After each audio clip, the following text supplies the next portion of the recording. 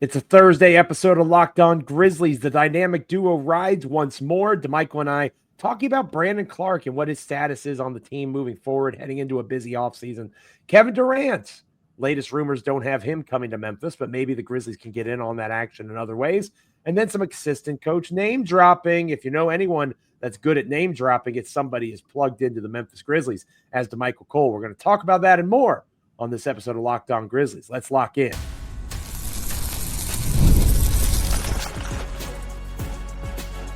You are Locked On Grizzlies, your daily Memphis Grizzlies podcast, part of the Locked On Podcast Network, your team every day. Welcome to this episode of Locked On Grizzlies. I am your host, Joe Mullinax. So happy to be back with you. And I should correct myself from the jump. I'm rusty.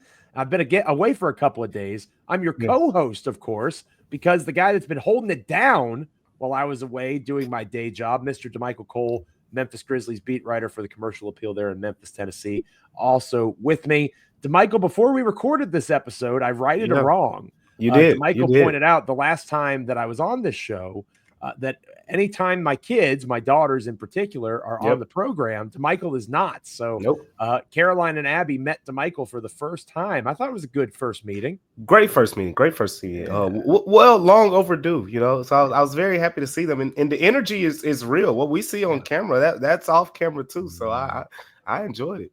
Yeah, the brand is strong, whether the cameras are rolling or not, when it comes to Abigail and Caroline Mullinax. So always fun to, bring the kids in, and thanks to everybody that shouted Abby out on that episode last week. It is appreciated.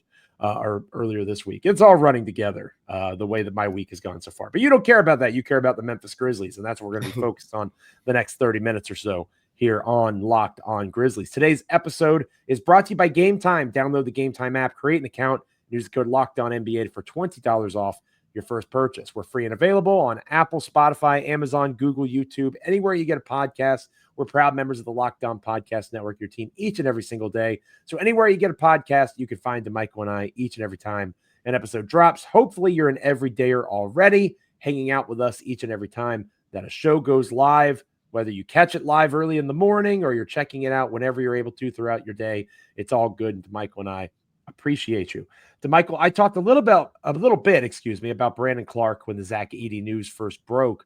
But in our planning for this episode, we wanted to circle back to it because just how much of a fulcrum point he is, a pressure point in terms of how Memphis kind of sees the roster, sees Clarke's role moving forward, because there's a giant hole, literally and figuratively, at the center position for the Memphis Grizzlies with Zach Edey out at least through the start of the season. The official medical update I know you provided yesterday or talked about yesterday, 4 months reevaluation. Do the math. That's right at the start of training camp. Almost certainly will not be ready for opening night. How that impacts Brandon Clarke's role on the team, whether he starts next to Jaren Jackson Jr., whether he's a key reserve off the bench, which has been the best use of him over the span of his career, or whether he, hopefully, as he gets healthier, as the offseason goes on, a team uses him as facilitation for a trade. How do you see Clarke kind of fitting into this puzzle now that Edey is almost certainly at least going to miss the start of the season? You know what? It is one of the, you said puzzle. It's one of the most puzzling things to figure out here in a lot of different ways. We can start with the fact that he is one of the team's best defensive bigs. You talk about defensively, Jaren Jackson Jr. and Brandon Clarke, when they play together, those net rating numbers have pretty much been high because they're switchable bigs. They play well off of each other. And then the offense is a bonus. But his ability as a rim runner, he has that floater that he likes to rely on. Like, he gives you those things. And he's definitely kind of someone who has played a consistent and reliable role. I look at Brandon Clarke, I see someone who's not going to say, hey, I deserve to be, a starter on this team, and I deserve this many touches or that many touches, despite the instant impact numbers that he puts up in the minutes that he gets, over the course of his career. So that's kind of how I view him, as that spark plug out off the bench. But so we just touched on with the Zach Edey injury, it kind of puts this conversation into a new light, because To me, Joe, it's about are we talking about the idea of starting Brandon Clarke, which the Grizzlies did at times last season, or is it more about the fact that we need to get another big to step in to start, and Brandon Clarke continues to play that same role, and we saw Brandon Clarke get an extension. So what does that say about him and his future with this team? As you know, other guys are going to start getting extensions as well, potentially Santi Aldama. There's a lot of moving parts here. But I want to start with this show because I got to get into the structure and the schematics of this thing. Brandon Clarke was hurt, I believe it was against the Portland Trailblazers. Portland Trailblazers, if memory serves me correctly. That was one of Taylor Jenkins' last games. I remember that very vividly. It was on that road trip. BC got hurt, and after that, Isolo takes over. Clarke never played a game under Tomas Isolo when they kind of drastically shifted things in his offense. I say that to say, if you look at the numbers, and maybe some people will, attribute it to the injury that Brandon Clarke had. He was one of the guys who statistically, at least from a scoring standpoint, went down some this year. But we saw over the course of the last few years, his ability as a rim runner, set a screen, get to his spots. He really thrived and scored in a lot of those situations. But when he played with the Grizzlies this season, there weren't as many of those opportunities. So is he someone who, you talk about more screens, on-ball screens and things like that, more rim running opportunities? Does Brandon Clarke get back to that instant scoring ability that he showed before this previous season when he averaged double figures in every other season before this one? Or is this just kind of a case of who he is now after, Achilles injury? I think that is the primary thing for me, Joe. If I'm confident that Brandon Clarke can succeed under Tomas Isolo, he becomes a big part of this team. But the Grizzlies need to figure that out, because if they are not confident in that, then that opens up a whole nother question, Joe. I mean, we got to shout out modern medicine, right? Shout out modern medicine. Brandon Clarke looked pretty darn good before the PCL injury, but he did appear maybe not to lose a step, but he certainly seemed to be not even necessarily favoring. The right way to phrase it would be he looked different, right? Like he was more aware of his body. Maybe he's more aware of how he was using his explosiveness. Maybe less of those dunks. Yeah. Maybe more selective in how he operated. I think that we talk a lot about gravity, right? And I hate that term because I just think it's ridiculous in a basketball setting, but it's becoming more and more popular. Shout out to our mutual friend, Parker Fleming. He uses it all the time. And to me, gravity, if you're going to apply that logic to shooting, also applies to rim running. And that 100%. Is one of the most interesting things about Brandon Clarke. What he lacks in size, again, he's good 8 inches shorter than Edey. What he lacks there, he makes up for in that athleticism, that ability to get to the rim. He has a decent little float game, shooting the floater at about 10 feet there. He is somebody that it would look very different, of course, but he still could be an offensive weapon that enables Ja to have room to operate, even though the screens may not be the same because it's simply being set by a smaller guy. And I talked about on my last show how versatile Clarke is defensively.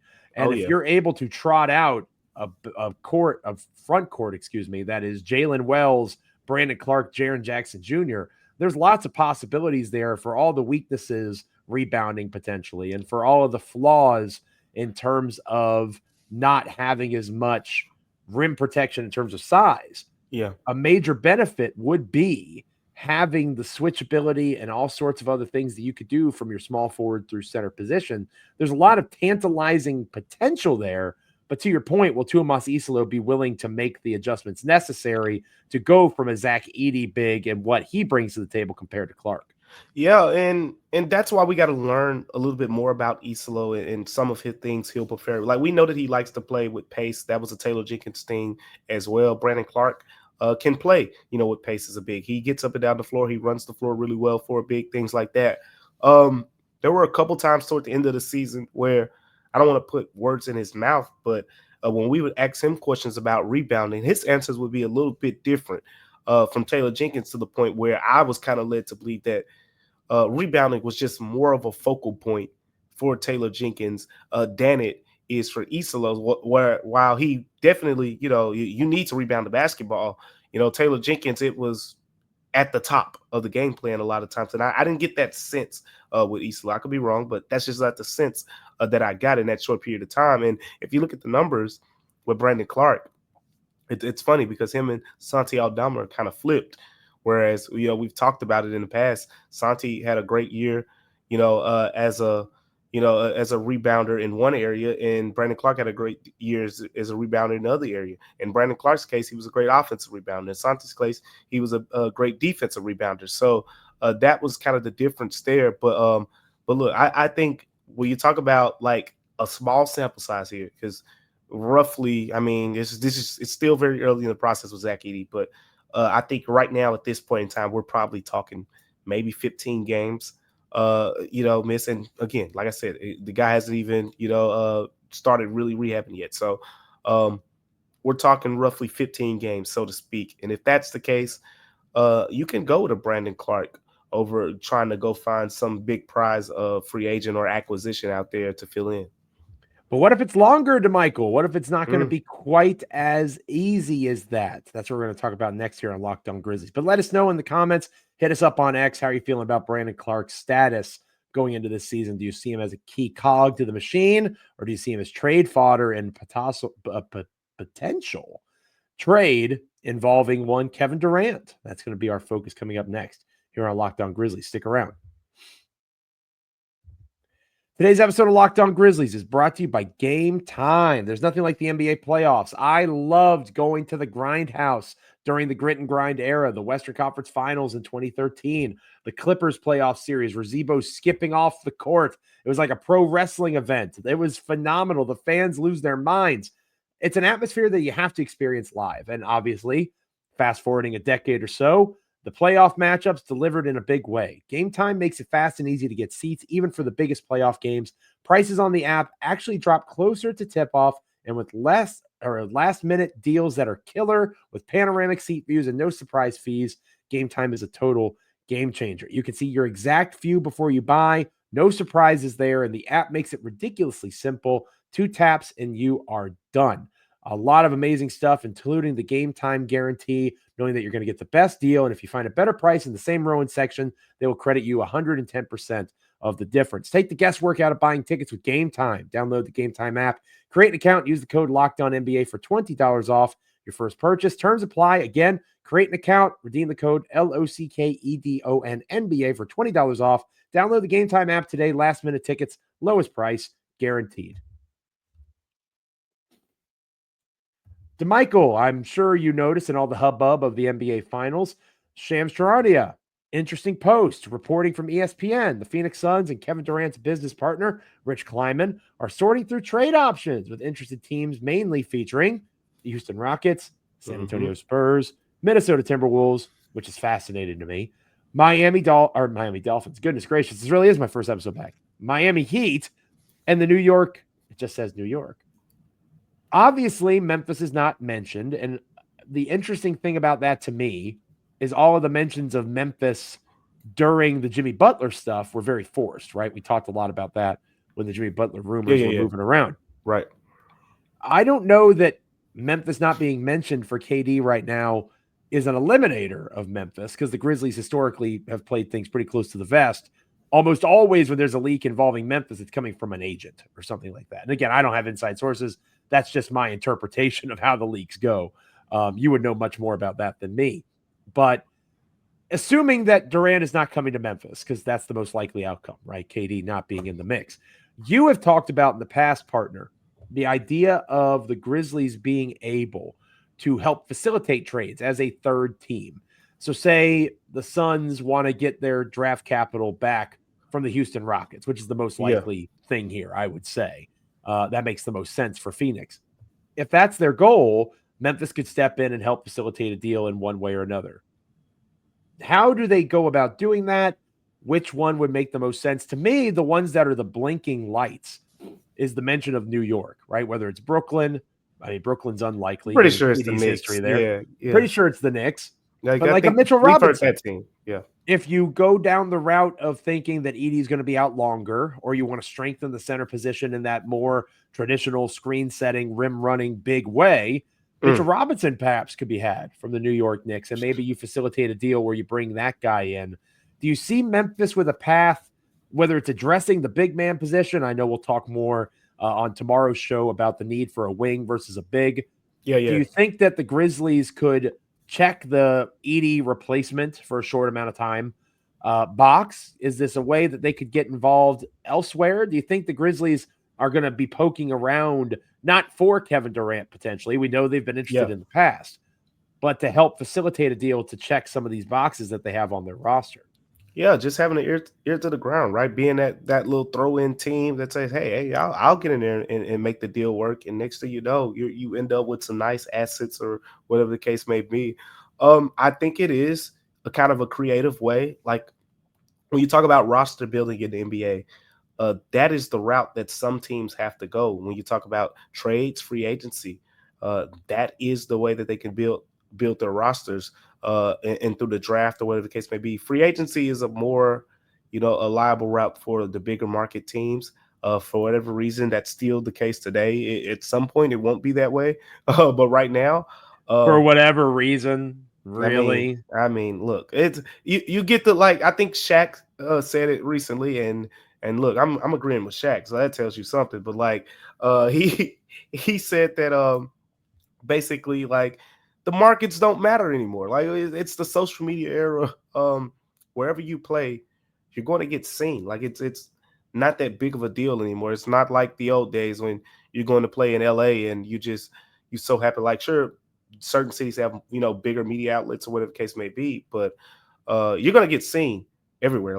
We got streaming services now. If you score 60 points, it's going to be number one on SportsCenter, no matter if you're playing in Charlotte or New York. It doesn't matter. Better anymore. cities have better nightlives, and better cities have better things that correspond and that's why you multi-millionaire 25-year-olds.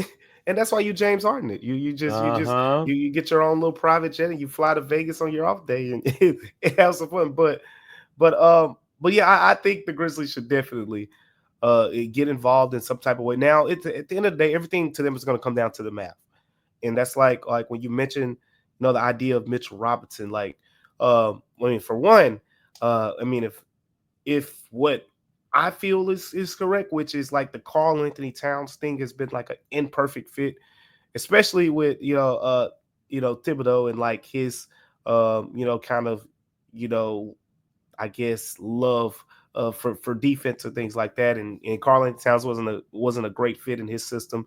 Maybe they let Thibodeau go because those two can mix, or maybe it's still Karl Anthony Towns is going to be probably that big piece that's moved if you're trying to acquire a KD, which will probably mean they need Mitchell Robinson in that case. But if that's not the case, Mitchell Robinson and Karl Anthony Towns, it does make sense for one of those guys to potentially be on the move, and for Memphis to be involved in that.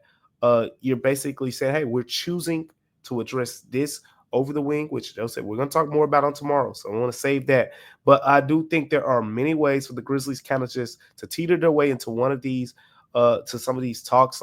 You look at teams, like the Rockets, who last season had a lot of bigs. They had, Alvin Jones, Steven Adams, Jock Landale, things like that. A lot of guys that the Grizzlies would be okay with filling in just for a couple games. So I think that is kind of a way to kind of maneuver your way in there. The Grizzlies we talk about it a lot. They have access to all of their draft capital going forward after you get past this first round pick that they gave away to the Washington Wizards. The Grizzlies control all of their assets, which basically, to me, screams we can be in any conversation we want. Yeah, I'm pretty fascinated by the idea of KD and Booker together there in Phoenix, because obviously there's a connection, right? And those two guys playing together would be really interesting to see. In the NBA, I lean towards, if Edey's injury is only going to make him miss 15 games, I've seen enough of Brandon Clarke, shout out Modern Medicine. I want to give him that opportunity. You bring in a veteran minimum guy that can kind of eat some of those minutes as a true big. Or we haven't talked as much about how to use two-way contracts going into next season. Maybe you have a two-way contracted big who you evaluate film as a young player or somebody that's in the G League who has the most screen assists, right, in the G League last year. You find that guy and you put them in a position to be that player for you for the time that Edie is out, playing 12 minutes or so a game, getting what you need out of that spot.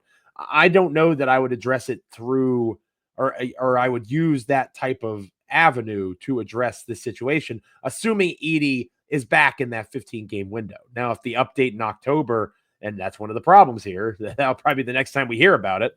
If the update in October is, he's actually going to miss another 4 months on top of that, well, then maybe they should have been a little bit more aggressive in terms of a replacement for this coming season, because they have to win this coming season. The window is closing on this group, and I think they're aware of that. At least they're saying the right things publicly. So if KD's not in the cards, being in the mix to try to check some of these boxes is important. Let Damichael and I know in the comments. Hit us up on X. How are you feeling about this KD stuff? Where do you think he would make the most sense? Obviously, he'd be fun in Memphis, but if Damichael's right, which he often is, and something like a Karl Anthony Towns for KD would be a baseline, that means the minimum for Memphis is Bane, and Bane is not Karl Anthony Towns. So there would need to be more than Bane, and I don't know if Memphis would be wise to pay that price. But let us know in the comments how you're feeling. Hit us up on X. When we come back, a little bit of assistant coach name dropping. Stick around here on Locked On Grizzlies. Today's episode of Locked On Grizzlies is brought to you by WayFair. There's nothing like stepping out into your own outdoor space and feeling like you've escaped to a personal oasis. If you want to update your patio this season, WayFair has made it extremely easy to turn a space that feels like someone else's, perhaps, into a space that feels like yours, comfortable, stylish, and ready for summer. It has everything you need to level up your outdoor space: outdoor bars, hot tubs, gazebos, fire pits, and even string lights to set your vibe. It's like giving your backyard a resort feel without the resort price tag. Delivery is free, fast, and totally hassle-free, even with larger items. And whenever you're hosting friends or you're just unwinding with a book outside, enjoying the weather, it generally feels like your own private retreat. Do not wait. Make your outdoor space your dream oasis today with WayFair and enjoy it all summer long. Head to wayfair.com right now to shop a huge outdoor selection. That's WAYFAIR.com. WayFair. Every style, every home. Damichael, we have a couple of possible assistant coaches coming to the Memphis Grizzlies working under this Isolo era. I'm going to talk first about my boy Jared Dudley, because Jared Dudley was one of my favorite NBA players when I was younger.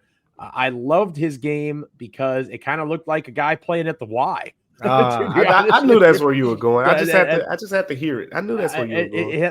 He would hang out in the corner. He'd knock down some threes.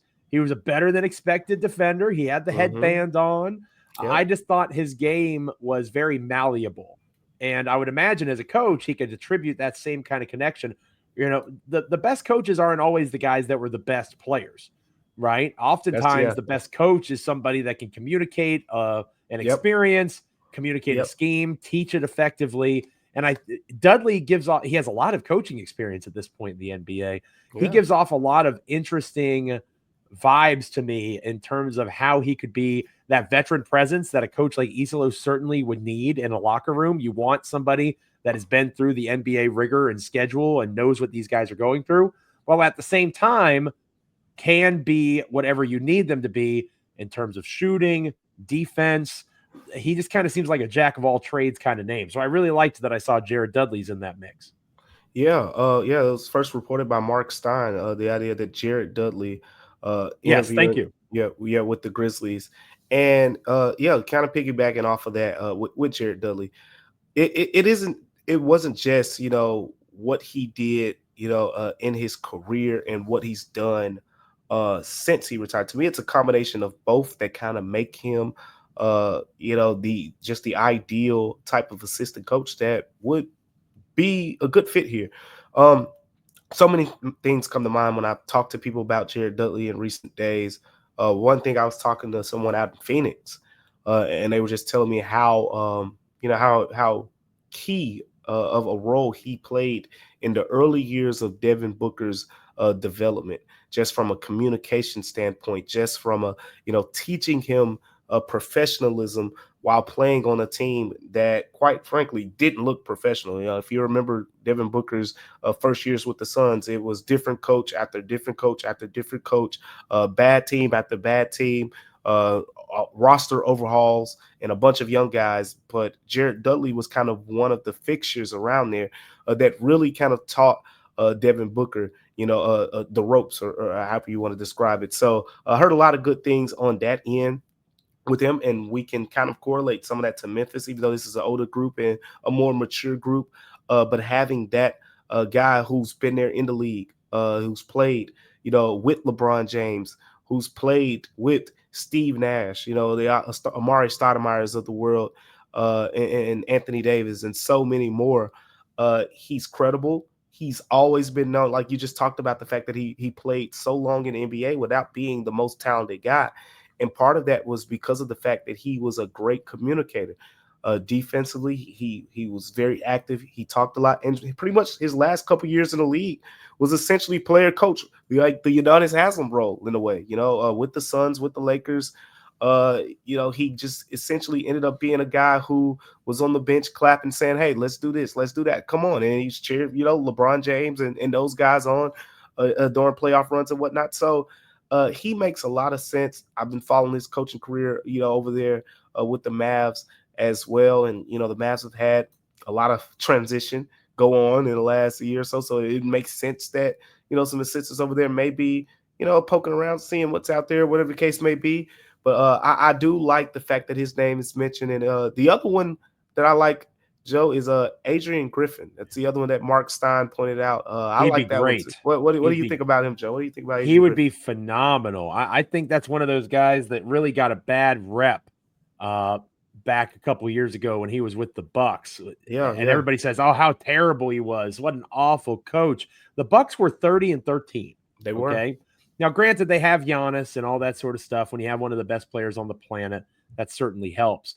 But I think that in order to have a winning record in the National Basketball Association, that means you manage something right? Maybe his X's and O's were off. Maybe the scheme wasn't as clean as it should have been. I can sign off on all of those things. I watched some of those Bucks games. I could see where that concern would be. But something was going well. It's not like he was sabotaging and blowing it all to hell. And I think that experience that he had with Giannis, that experience that he had in the NBA, again, you want someone that has that pedigree. You have someone that has that on their resume to reinforce what Isolo's saying. So they're not just saying, "Oh, this is some European league coach. He doesn't know what he's talking about. This isn't going to work here." And then Dudley or Griffin or both, hopefully, can pull them aside and say, "No, this will work here, and here's why." And they can give a different angle and a different perspective. And Griffin obviously brings the head coaching, even though it ended pretty unceremoniously.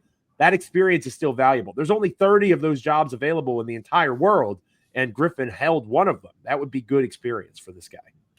Yeah, it would be great experience. And, kind of going off of the Adrian Griffin, because as you say, he's been kind of known as a good assistant in the NBA for a while now. And that's kind of what led to him getting that job with the Bucks. He was very respected. And, of course, things did work out between him and some of the Bucks' best players or whatever the case may be. But what I get from this, like if you want to just peel the picture back a little bit further in the big picture here, is this is exactly what I said earlier in the offseason. This is exactly what we talked about. The idea that, yes, Isolo has his experience in Europe. He had some experience last season, but you got to approach this and say, we need to put experienced guys around him, not completely surround him. You don't have to JJ Redick it, so to speak, but give him a couple guys who have a lot of familiarity in the NBA, as well as some guys who he has familiarity with, some of those European ties that we've talked about in previous episodes as well. And you combine them together. And I think that's how you maximize his staff. That's how you maximize this opportunity.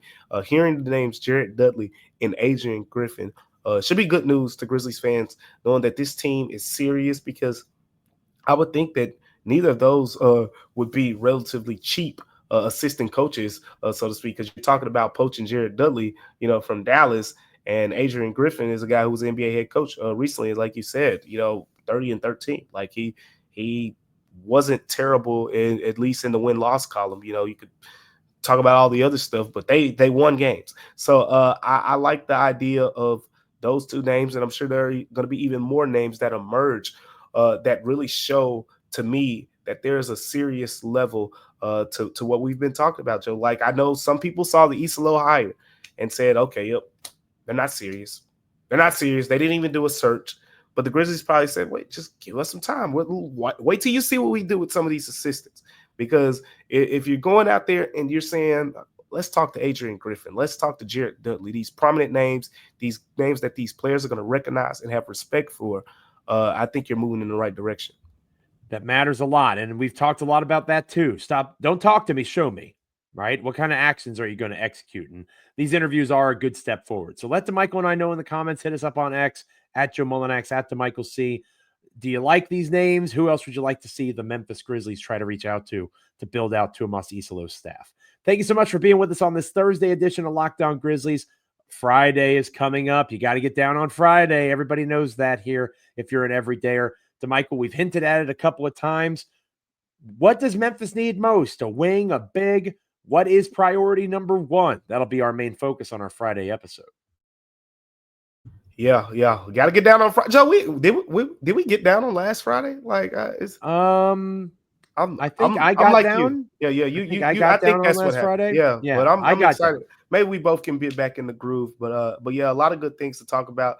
Look, the idea of this wings and big conversation is really fascinating to me because it's funny how we have this idea of how the offseason is going to go. And then every year, Joe, it never fails. It's Zach Edey this year, last year, Vince Williams, Gigi Jackson. In the past, we've seen it with Dylan Brooks, Jaren Jackson Jr., John Morant's 25-game suspension. Like, things don't go quiet around here. So it is what it is. To paraphrase the great Mike Tyson, everybody's got a plan until you get punched in the mouth, right? Everybody's got a plan. So what's plan B? Damichael and I will tackle that in depth on Friday. Thank you for being with us today. Like, comment, rate, review, subscribe, wherever you get podcasts, Apple, Spotify, Amazon, YouTube, any of those places are perfectly good to go. And now that you've made Locked On Grizzlies your first listen, for your second, check out the Locked On NBA Big Board Show. NBA draft expert Rafael Barlow reacts to every workout, interview, and rumor leading up to the NBA draft. Find Locked On NBA Big Board on YouTube or wherever you listen to podcasts.